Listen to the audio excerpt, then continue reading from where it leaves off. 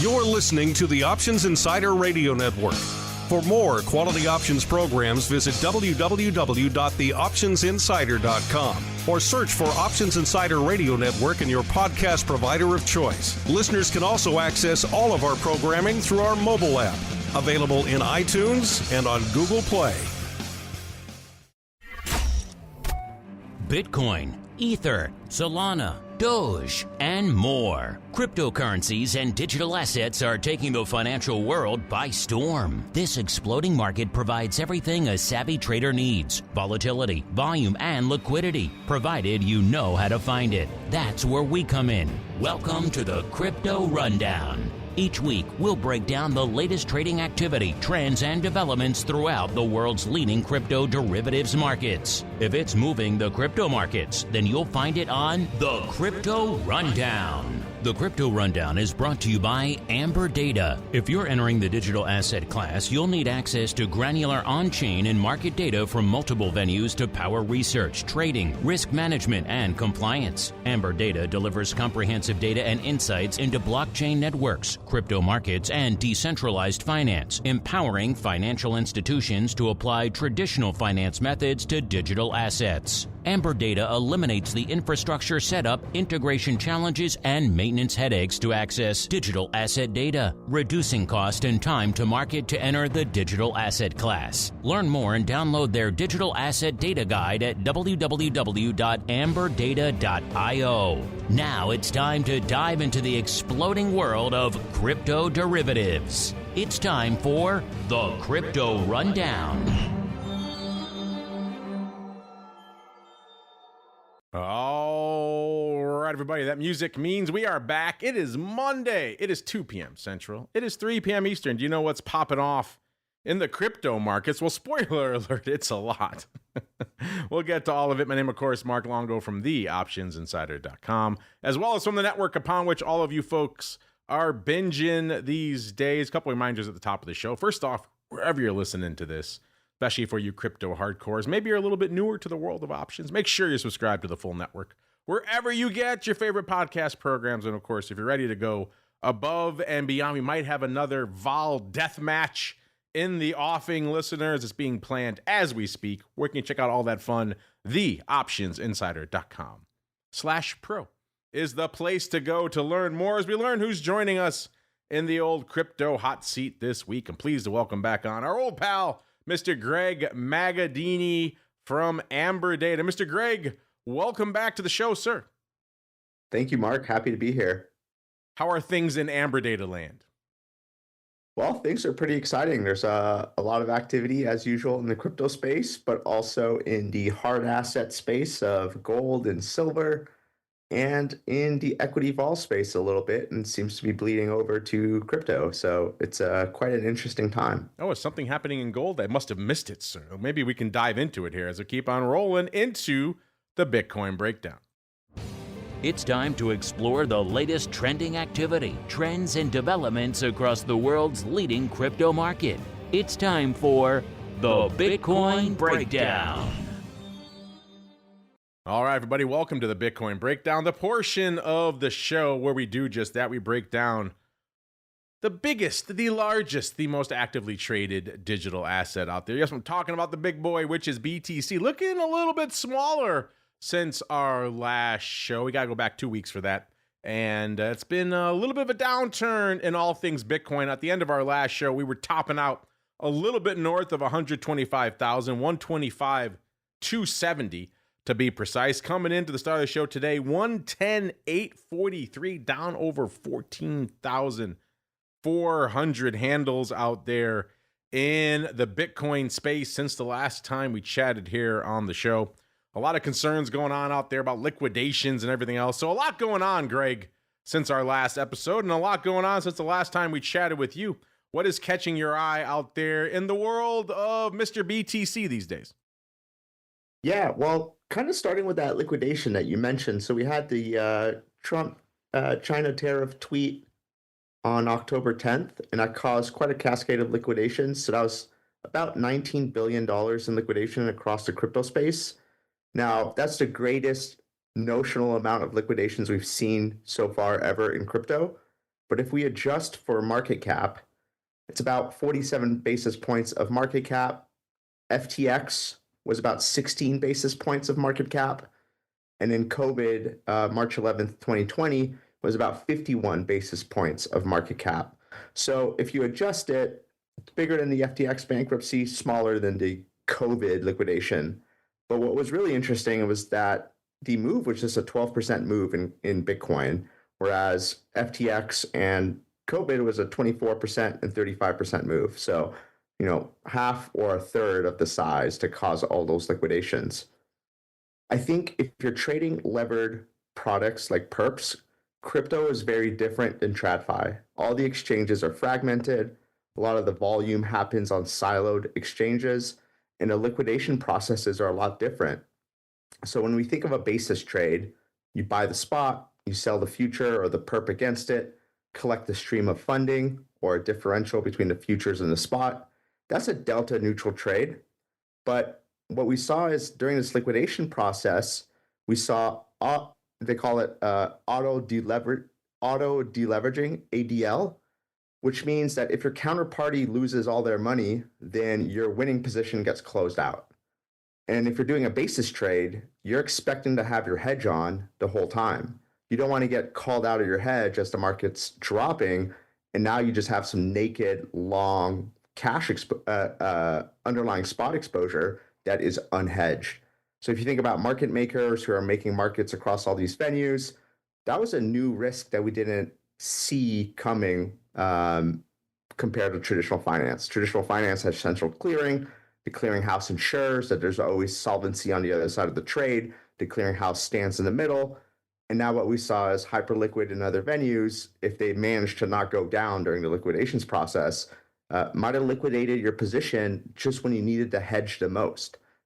From their perspective, hey, your position's making money, why do you care? But it might just be offsetting a position somewhere else. So I think that's something really interesting to keep in mind. And what we saw is prices trade much below cash market prices. So for example, the low on Bitcoin in the cash market was 108, in the perps market was 102, so about 6% through. But if we look at the alts, SUI, for example, the low in the cash market was $2, but the low in the perps market was 50 cents, traded 75% through. Funding's not going to save you in that type of situation. The funding mechanism is going to create equilibrium in a medium to long term, but not in the very, very short term. So the reason why I bring this up is that if you're trading options on Bitcoin, on Deribit, for example, or the CME options, these are futures options. And the future basis and spot price is really correlated. So basis expands during a rally, contracts during a sell-off. That's an extra source of vol.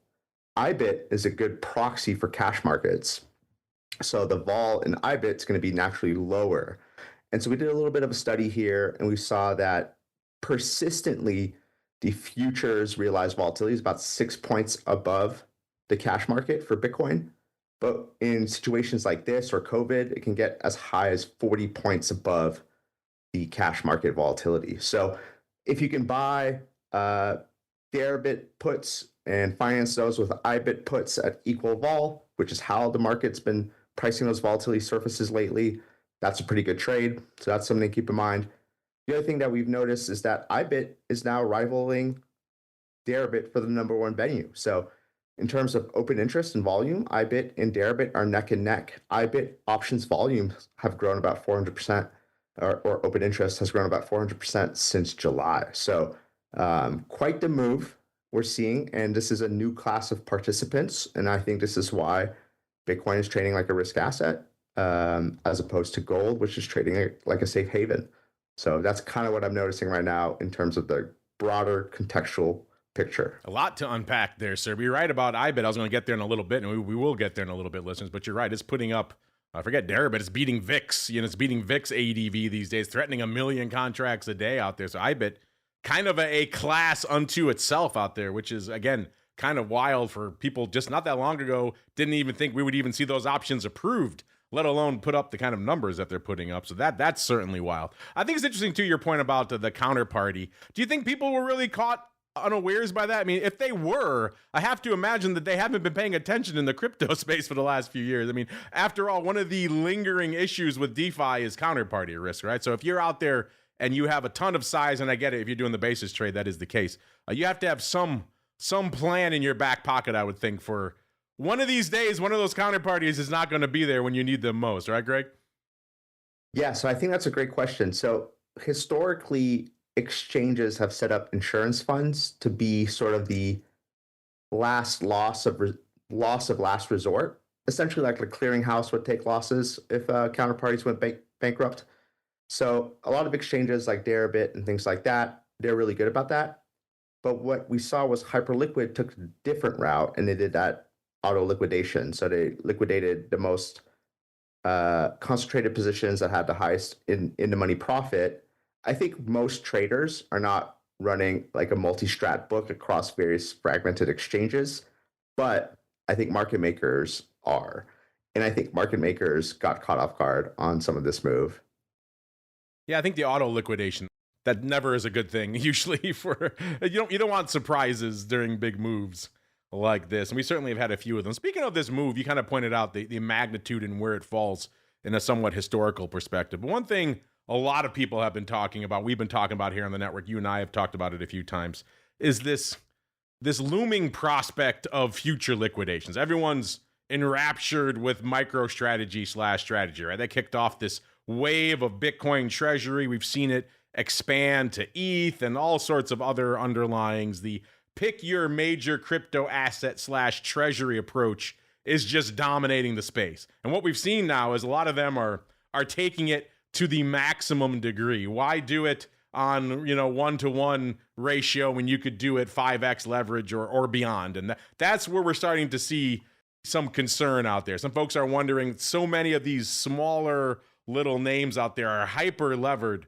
on this Bitcoin or ETH treasury approach that it doesn't take much of a sell-off to really start triggering a few of those to get liquidated. And then, of course, we all know, as we saw just recently, a few liquidations is all it takes to really cause some major moves in Bitcoin. Then, of course, more selling kicks in and we have this cascading effect and what could eventually become an entire wave of liquidation. So some folks are maybe wondering if that little bit of a sell-off we saw recently, Greg, was a bit of a canary in the coal mine of what we might see going forward. What are your thoughts on that, sir?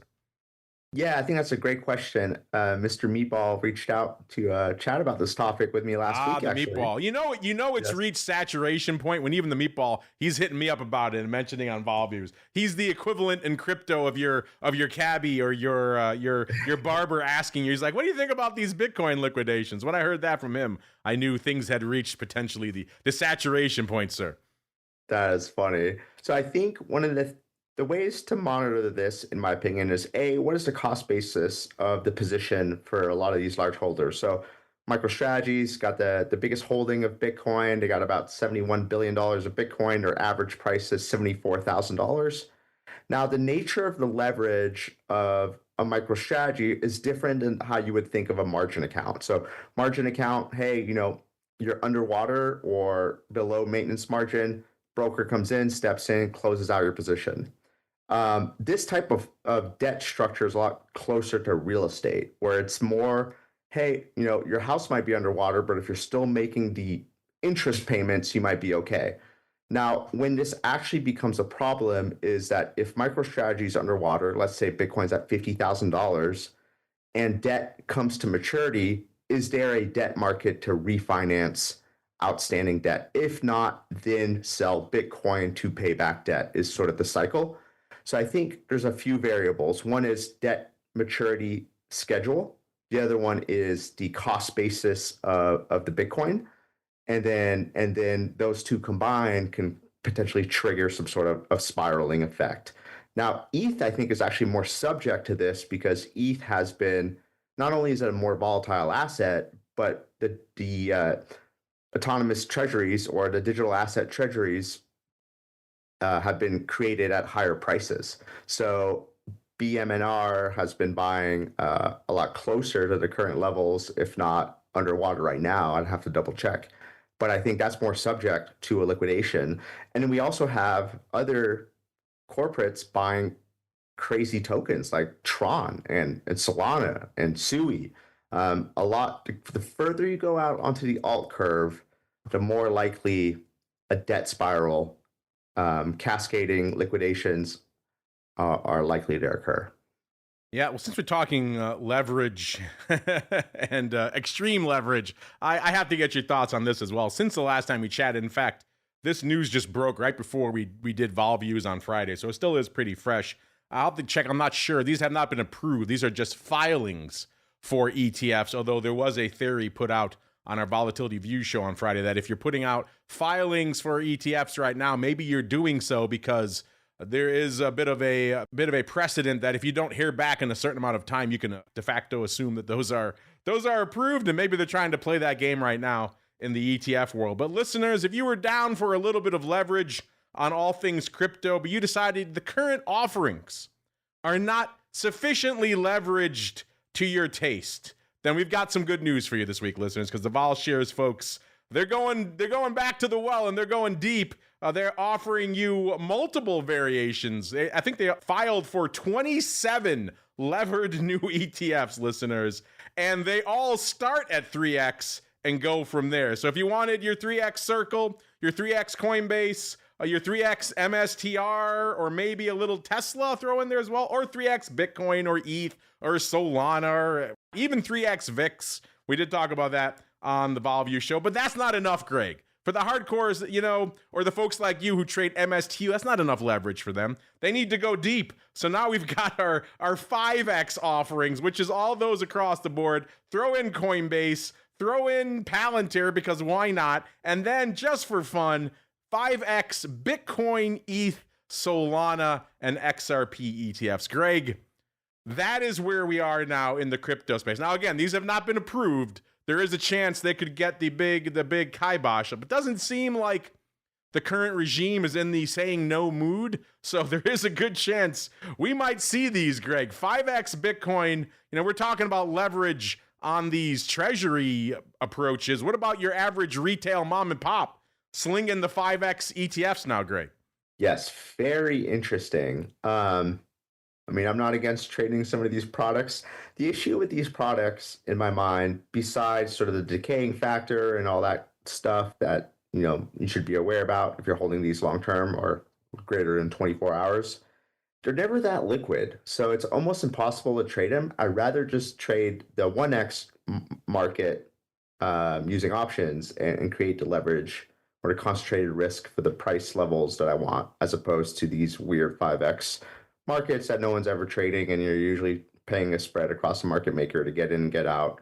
And if you really need to get out, then you're toast. So interesting for sure. I'm not against trading them. I definitely think there are some interesting option plays. Like I've mentioned before, MSTU is one of my favorite.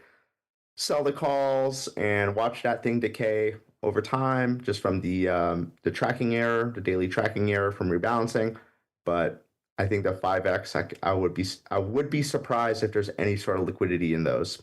Yeah, we already have on the vol side, we have levered 2x products and UVIX, and they don't really attract a ton of, let alone SVIX on the inverse side. They don't attract a ton of flow, so you're probably right. These might be much ado about nothing. They might do 5 contracts a day and not much more on the underlying side, but they certainly do offer some interesting potential for those of you out there, and maybe some interesting danger points as well for those of you out there who are maybe not as well versed in the nuances of these types of products. We got so excited, Gray. We got so excited with all this wild leverage going on and liquidations and everything else. We skipped right over what's going on in the vol and skew front, so let's go do that now. Of course, if you want to see these numbers for yourselves, listeners, Amberdata.io, the place to go to kick the tires and light the fires. If you folks are listening to this and you're looking for analytics, it really is just an embarrassment of riches for you folks right now. Of course, we're talking about the GUI here. You can access that completely for free. Then if you want the deeper dive, there's a lot more analytics available over there at Amberdata. Just had Nick on recently talking about his analytics for equity options. Of course, all the other platforms. We use the quick strike that's there for the futures options. If you're looking for analytics to sink your teeth into right now, and you're any type of options trader, this is the golden age for you by far. But let's get out to the weekly vol first, shall we? One of the things we've been saying for a while, Greg, is this vol is kind of anemic in Bitcoin, and obviously it can hang out here for a while, and it has. So it has been a decent sale at the end of the day. But you might expect that vol to get a little bit juicier, and that's starting to be what we saw since our last show. This weekly vol in our last show is about a 36 in Bitcoin. Coming in at the start of the show today, nearly a 43, 42.7. Going out to the 30-day vol, where more standardized vol metric listeners, it was a 36.3 on our last show. Coming in at the start of the show today, 44 and a quarter, so about 8 points to the upside there. Getting a little bit juicier, a little bit spicier in Bitcoin vol. And that's not enough for you. You want to hang out where the holders hang out, going out 180 days. Then that vol was at about a 42.7, jacking all the way up to about a 47 and a quarter right now. So, Greg, maybe we're starting to see a little bit of a turnaround in Bitcoin vol. You think this is still just the resident echoes of those liquidation fears still echoing in the Bitcoin market? I don't think it's just related to those liquidations, at least not purely directly. I mean, last week we had, VIX in the high 20 handles. We have gold in the 30 handle in terms of 30-day vol. And then if I look at, so one of the charts that we like to do at Amberdata is we like to break out the returns by US session versus Asia versus EU, just the spot returns. And what we saw is that the US returns were all negative, and so they led prices lower. So to me, that's extremely correlated to what we're seeing across the risk assets and what we're seeing in sort of vol across the board in the US. And so I think that's leading a lot of that Bitcoin vol. And then obviously we saw a negative spot vol correlation in Bitcoin last week. I personally still think that's an opportunity long term. We see 180-day risk reversal skew for 25 delta being negative by a couple points. I like that. I like selling the put, assuming assignment risk and owning some upside call spreads, because I do think that we're going to transition into this digital gold narrative, especially as gold is approaching 4,400 right now.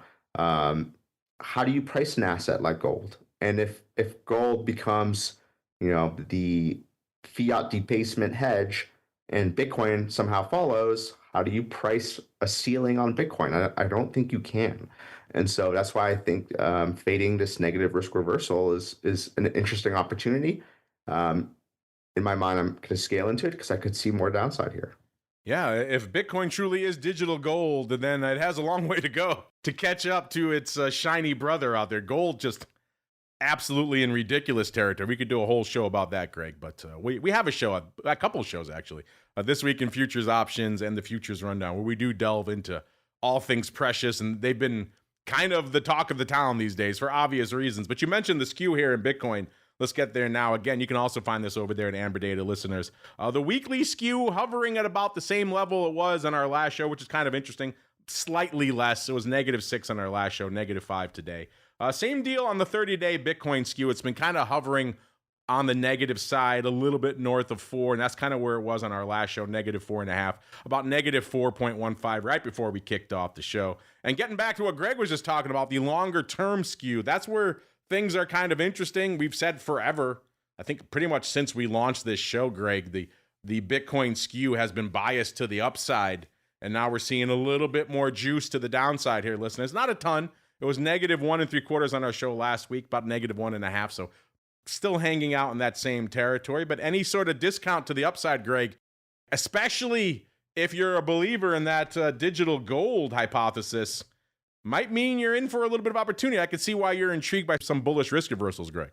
Yeah, exactly. I think this is an opportunity that the market is potentially offering.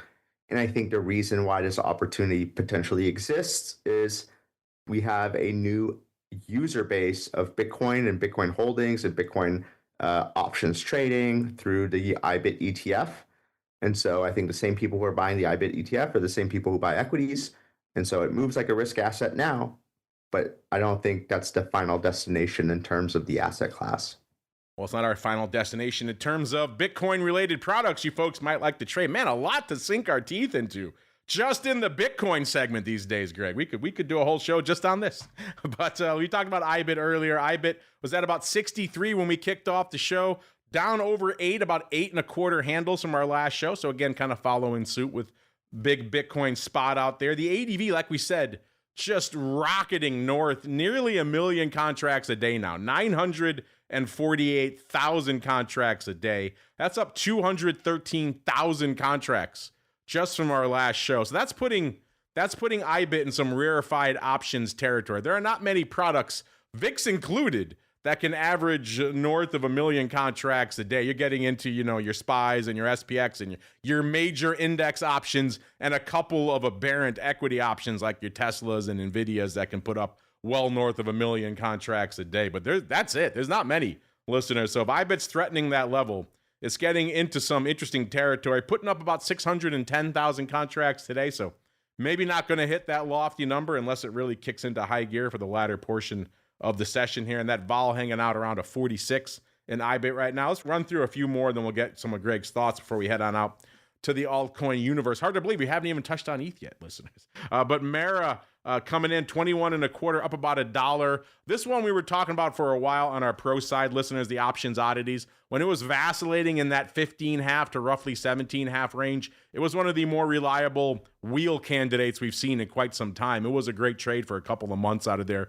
Kind of blowing through that range right now, so maybe not quite as reliable, maybe a little bit more juice, but it's a little bit spookier maybe as well. The opportunity to maybe weird a little bit on that wheel. So I could see why some folks, myself included, have stepped back a little bit, but still an interesting one out there, putting up about 250,000 contracts today. That ADV also skyrocketing since our last show, nearly 500,000 contracts a day, up 63,000 contracts. So again, it seems like a lot of folks are maybe realizing the wheel out there or just taking advantage of the big pop we've seen in Mara of late. And then Greg's favorite holding, I think this is 98.8% of his current holdings. This is MSTU. The product we used to say was solely for degenerates, but clearly by today's announcements, there's a lot more coming into that category soon. But MSTU 383 today, that's putting up 53,000 contracts. It's actually decent paper for this name. The ADV is 69,000 contracts. So Greg, we got IBIT. We touched on it a little bit. We got Mara. We've got your beloved MSTU. Anything catching your eye out there in either of these three, sir? Yeah, I kind of like the combination of owning some IBIT or selling some IBIT puts, and at the same time selling some MSTU longer dated calls. I like that because they kind of offset each other, but I'm really trying to capture that decay factor, that quote unquote tracking error in MSTU. If something drops 50%, it has to rally 100% to get back to even. And if you have a 2x factor on top of that, it never catches up. And so over time, it just kind of grinds away. And so I kind of like that type of strategy. That's something I employ. And MSTU is decent liquidity. I would like to do something like that in BitX and BitO, but it's just a little bit more difficult. BitO is more the dividend play. BitX is kind of that 2K factor tracking error play, but they're just not as liquid. And it's hard to get in and get out. And when you need to get out, you're kind of getting the short end of the stick on the getting out spread here. So you always have to kind of pay the spread at unfavorable terms. Yeah, I think it says something. We don't even really talk about BitO as much on the show anymore for those obvious reasons, listeners. So interesting stuff. Is there interesting stuff afoot in the altcoin universe? Well, let's find out. It's time to move beyond Bitcoin and find out what's moving the rest of the crypto marketplace. It's time to boldly venture into the altcoin universe. All right, everybody, let's get down to business. And it may come as no surprise that it cost you a little bit less this week to break into the top 10 in the crypto markets than it did on our last show. On our last show is our old pal Cardano. About 31.5 billion worth of market cap is what it costs to break into the top 10. This week, not looking quite as rosy, 23.6 billion to break into the top 10. So quite a haircut on that number 10 spot. That still gets us to our old pal Cardano. On number 9, we got Doge falling to the number 9 spot. They've been hanging out at 8 seemingly forever, but Doge falling to number 9, just a tick below 30 billion worth of market cap for them. Number 8, our old pal Tron. Maybe they're climbing because of the movie. Either way, Tron, 30.4 billion. If that's the case, they're making more money than that movie did, I think. Number 7, good old USDC, 76 billion exactly for the number 7 spot. Number 6, it's Solana, because of course it is. Back below the 200 strike, 102.4 billion with the market cap. Number 5, it's XRP, 147.6 billion. Number 4, it's BNB, 152.3. Number 3, it's Tether, because of course it is, 182 billion with the market cap. Number 2, it's our old pal ETH, back below the 4K level when we ran this table, listeners. 478 billion with the market cap. And the big dog, looking a little bit smaller these days, it's Bitcoin, 2.2 trillion worth of market cap. That's your market cap rundown. Let's get out to the altcoin universe. Let's get out to number 2, or maybe these days number 1 in a lot of your hearts. It certainly had quite an interesting Q2 and Q3 out there. Can Q4 possibly hold up? I guess we'll find out. It's our old pal ETH. ETH giving up some of that ghost, nearly 4,700 on our show last week, 4,692, coming back to earth this episode. I said last week, I meant our last show 2 weeks ago. So on our last show 2 weeks ago, it was nearly 4,700, 3,962 today. So dropping a full 730 handles since our last show. Vol-wise ticking up a little bit, 68.5 this week, 61.5 on the weekly skew. Last week, 30-day vol, 61.5.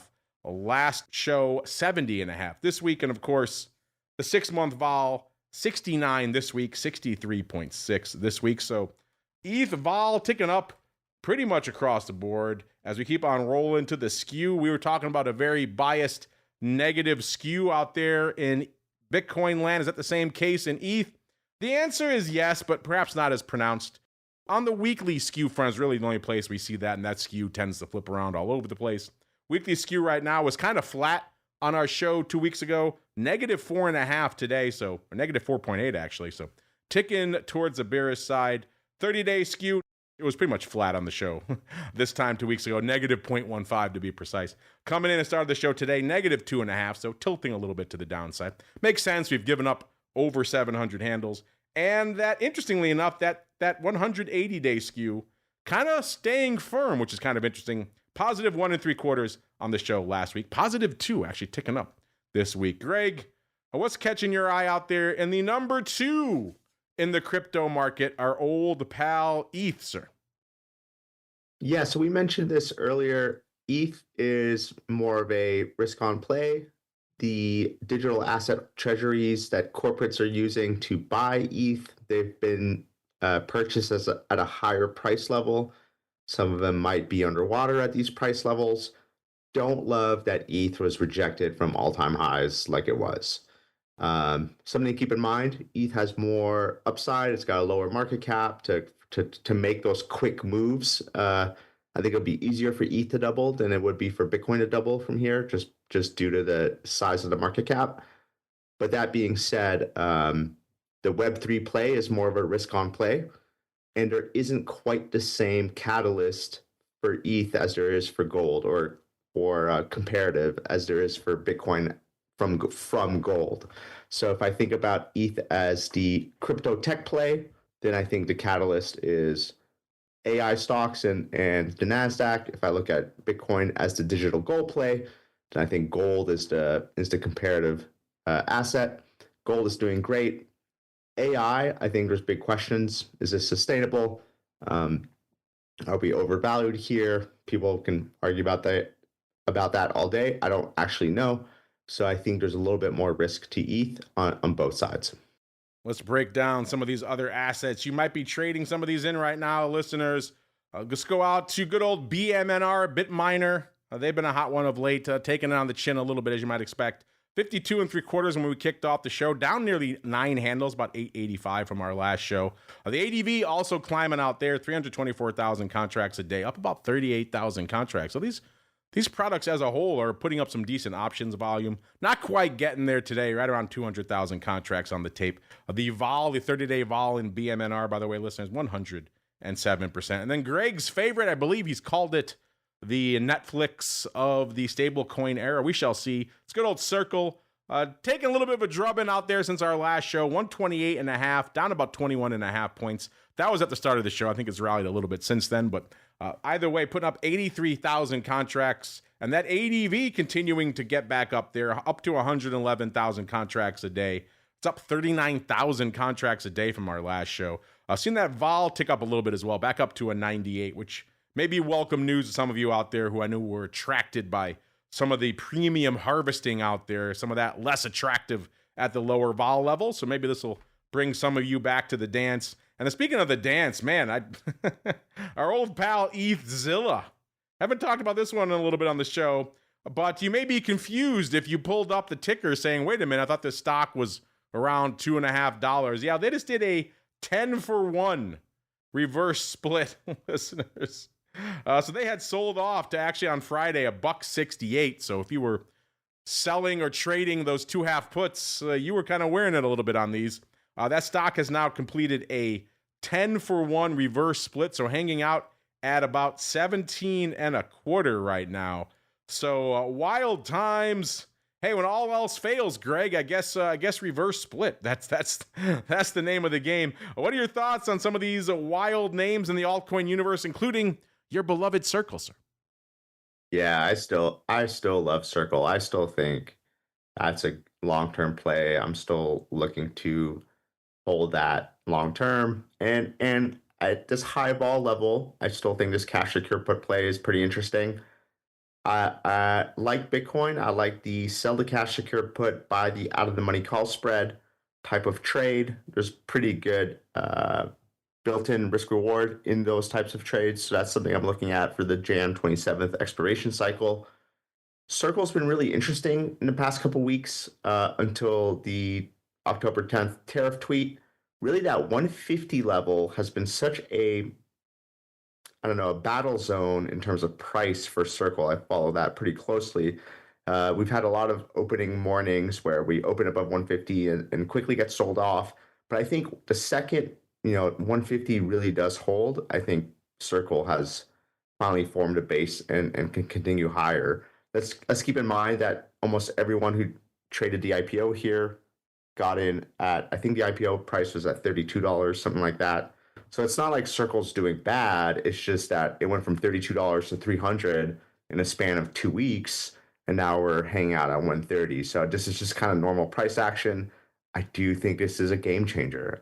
I think this is again, Netflix streaming is a game changer to movie rentals. I think digital cash with wide distribution and adoption is a game changer. Now, let's keep in mind competition, others trying to do the same, but I think Circle's got a nice head start, and I'm curious to see how it'll play out in the years to come. Should be an interesting one. I was looking up some puts as you were talking, Mr. Greg. I wanted to do some put selling. They're starting to get a little juicier again, so that might be attractive.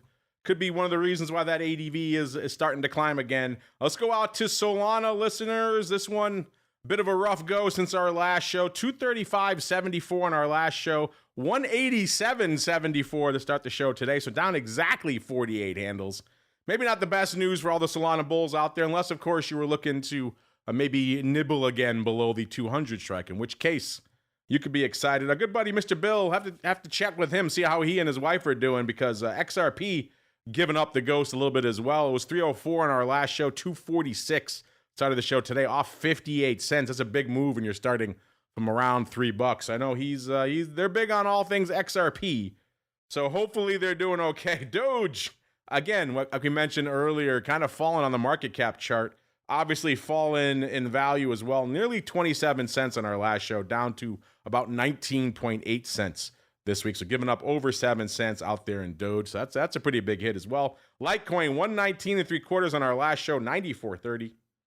So down 25, almost 25 and a half handles from our last show. Let's run through a few others and we'll get Greg's hot altcoin universe pick of the week, shall we say. Cardano was 87, almost 88 cents on our last show, 65.6 cents, down about 22 cents. Polkadot, 439, 307 this week. Man, they came for Polkadot off of $1.32 since our last show. And everyone's favorite, Shiba Inu, all you in the chat who are hoping for the Shiba Lambos. Not this week.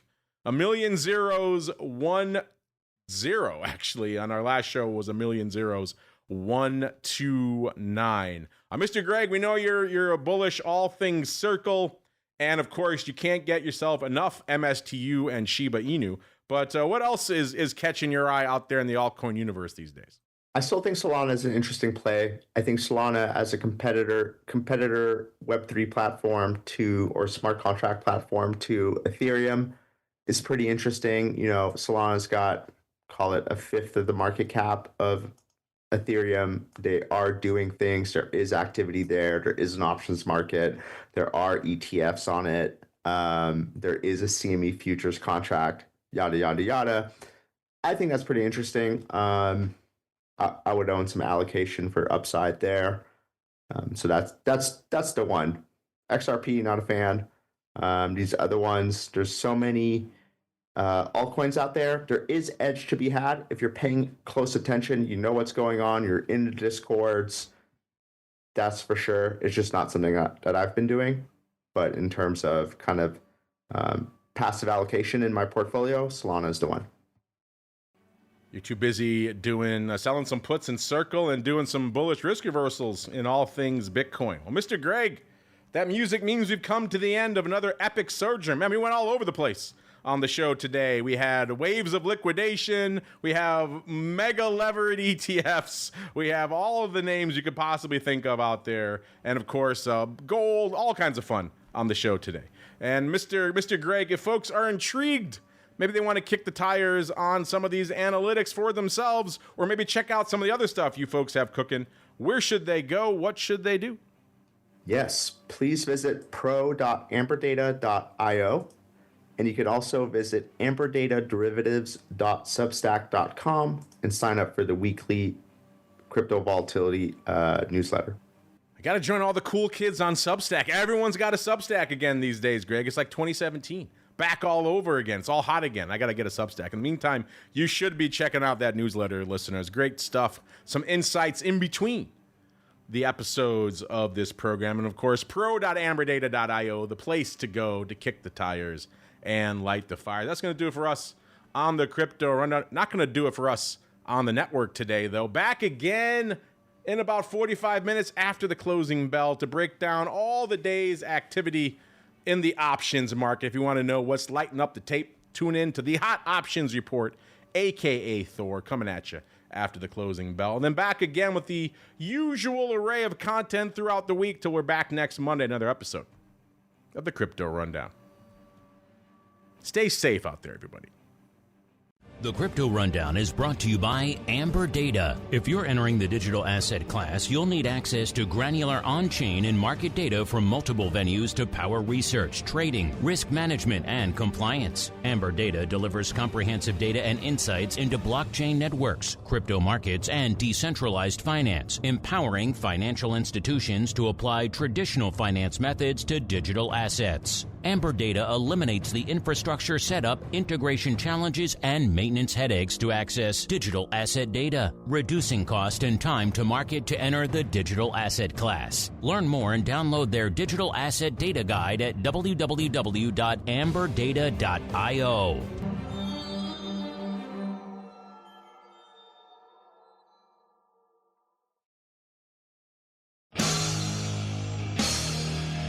You're listening to the Options Insider Radio Network. For more quality options programs, visit www.theoptionsinsider.com or search for Options Insider Radio Network in your podcast provider of choice. Listeners can also access all of our programming through our mobile app, available in iTunes and on Google Play.